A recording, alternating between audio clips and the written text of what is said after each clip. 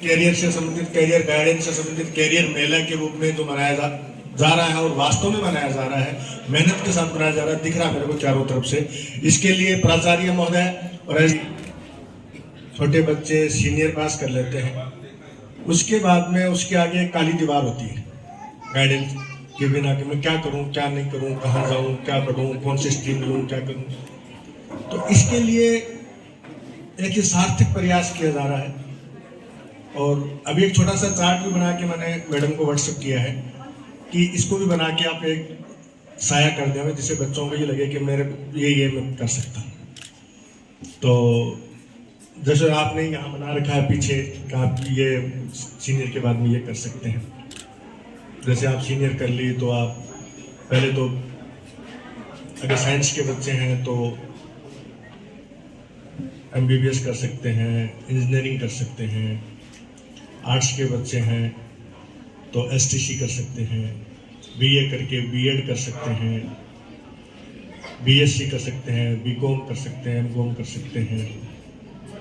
अलग अलग स्ट्रीम्स में नर्सिंग कर सकते हैं सीनियर के बाद में।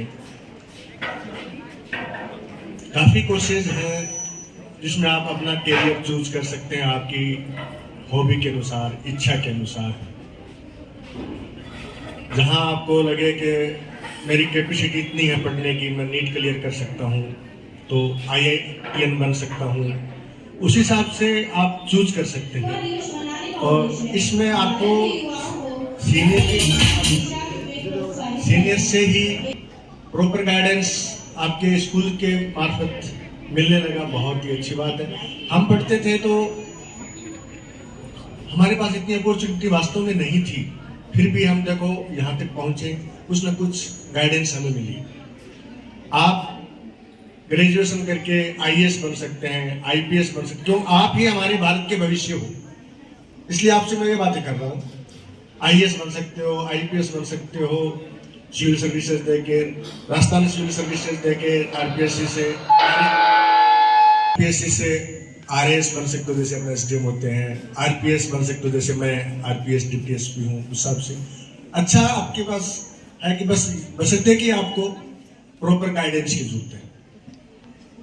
तो इसके लिए मैं माननीय प्राचार्य महोदय से रिक्वेस्ट करूंगा कि बच्चों को समय समय पर इनकी जो भी जिज्ञासा है उनके शांत करते रहें, उनको प्रॉपर गाइड करते रहें। वास्तव में ये सच है कि सीनियर के बाद में बच्चों को काली दीवार होती है, सामने क्या करूं क्या नहीं, सच कह रहा हूं गलत कह रहा हूं मैं? तो इसके लिए प्रॉपर गाइडेंस करते रहें। और चूंकि मैं पुलिस से भी जुड़ा हुआ हूं तो पुलिस के संबंध में भी आपसे बात करूंगा। अब चूंकि भाषण तो आप रोज सुनते हैं, स्कूलों में चलते रहते हैं, तो मैं आज आपसे भाषण नहीं करके बात करूंगा। आपकी कोई जिज्ञासा हो? हाँ, अभी मैडम ने बताया था स्टूडेंट पुलिस कैडेट भी चलता है जिसमें 40 बच्चे के लगभग बताए थे आपने। या इसके भी हमारे यहाँ बार बार पुलिस वाले आते हैं, प्रॉपर गाइडेंस भी करते हैं। पुलिस से संबंधित कोई जिज्ञासा होती है वो भी आपसे शांत करते हैं। फिर भी आज आपको मौका है, पुलिस से संबंधित कोई भी जिज्ञासा, कोई भी बात, कैरियर से संबंधित कोई भी जिज्ञासा, कोई भी बात आप बेधड़क होकर पूछे मेरे से। भाषण नहीं दूंगा मैं, भाषण करूं तो हो सकता है आपका प्रोग्राम का मौका ही नहीं मिलता। आप लोगों को स्कूल में आने का और इतने अच्छे टीचर्स मिले हैं, आपको इतने अच्छे ऑप्शंस मिल रहे हैं कि आप पूरे अपना करियर डिसाइड कर सकते हैं। जैसे यहाँ पे इन्होंने मॉडल्स लगा रखे हैं हॉस्पिटल के, पुलिस के, आर्मी के और टीचिंग उसके, कॉलेजेस के। तो आप अपने हिसाब से कुछ भी चूज कर सकते हो, लेकिन जो भी आप चूज करो उसमें अपना 100% एफर्ट्स दो और अपनी लाइफ को आगे बढ़ाने का, उसको अच्छा और अपने जीवन को और अच्छा व्यतीत करने के लिए एक ही मात्र तरीका है।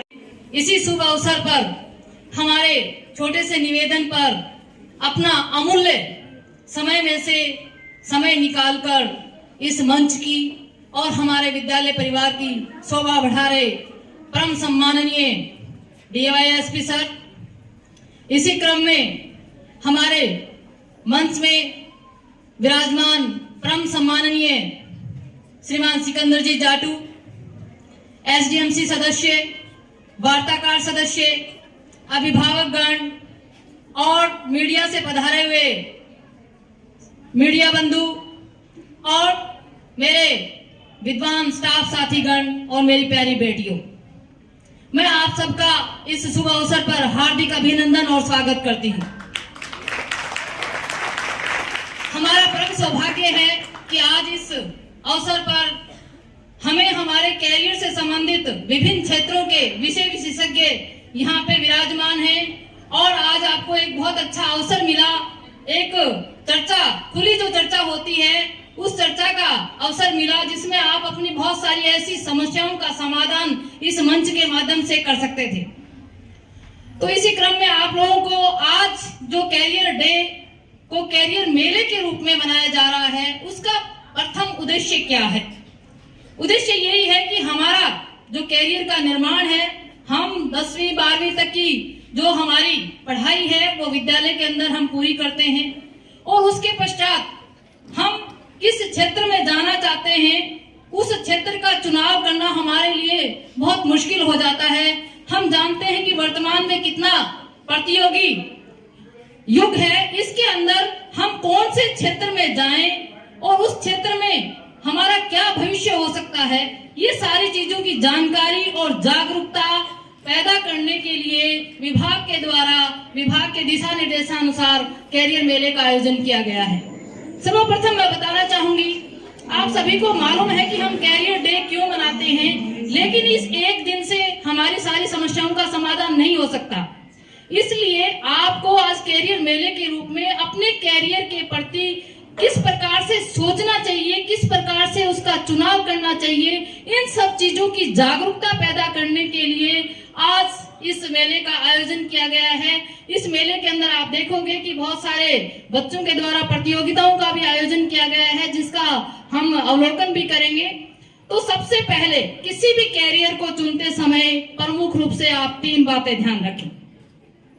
हम सभी को मालूम है कि 10वीं पास कर लेंगे, फिर 12वीं पास कर लेंगे, फिर उसके पश्चात हम कॉलेज कर लेंगे, उसके पश्चात कईयों का क्षेत्र कुछ और बदल जाता है, कोई कहीं चला जाता है और किसी के पास कोई लक्ष्य नहीं होता।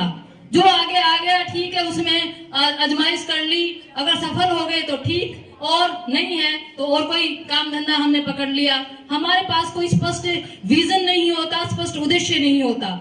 तो सर्वप्रथम किसी भी चीज को चुनने के लिए आपको कैरियर के रूप में 3 चीजों की महत्वपूर्ण आवश्यकता होती है और वो आवश्यकता, सबसे पहली आवश्यकता है आपकी रुचि। अगर आपकी रुचि, जैसे आजकल का जो समय आया हुआ है उसमें यहाँ हालांकि कुछ ही अभिभावक बैठे हैं, फिर भी मैं बताना चाहूंगी कि बच्चे की रुचि मायने नहीं रखती है। आज के परिवेश में बच्चे की रुचि मायने नहीं रखती, रुचि किसकी मायने रखती है? अभिभावकों की। वो चाहते हैं कि मेरा बेटा या बेटी है वो डॉक्टर बने, इंजीनियर बने, आईएएस बने, आईपीएस बने। उनको 3-4 क्षेत्र ऐसे हैं वो ही सर्वोपरि लगते हैं। अगर हमारे में से ही कोई बच्चा नृत्य कला के अंदर प्रवीण है, उसकी रुचि है कि नृत्य के क्षेत्र में आगे जाए या कला के क्षेत्र में, हैंडीक्राफ्ट के क्षेत्र में, ड्रामा के क्षेत्र में, लेकिन उसको हम कैरियर नहीं मानते, उसको कैरियर नहीं मानते। हम केवल 3 या 4 चीजों को ही कैरियर मानते हैं। अगर उसमें हमारा भविष्य बन गया तो हम सफल हैं, और अगर उसमें हमारा भविष्य नहीं बना तो हमारे ऊपर 0 का लेबल लग करके और सभी कहते हैं कि तूने क्या किया, तू तो ऐसे ही घूम रहा है। जबकि कोई ये नहीं सोचता कि इसकी रुचि के अनुसार तो इसको अवसर ही नहीं दिया गया। इसलिए सबसे पहले अपने मन की सुने, आपकी रुचि किस क्षेत्र में है। दूसरा, रुचि तो आप जैसे सर को देख करके मैं भी ऐसा लग रहा है कि काश मैं भी आरपीएस होती, आईपीएस होती, है ना। लेकिन उसके लिए मेहनत करनी पड़ती है। उसके लिए उस क्षेत्र में हमें पहले से पता होना चाहिए कि उस क्षेत्र में क्या चुनौतियां आती हैं।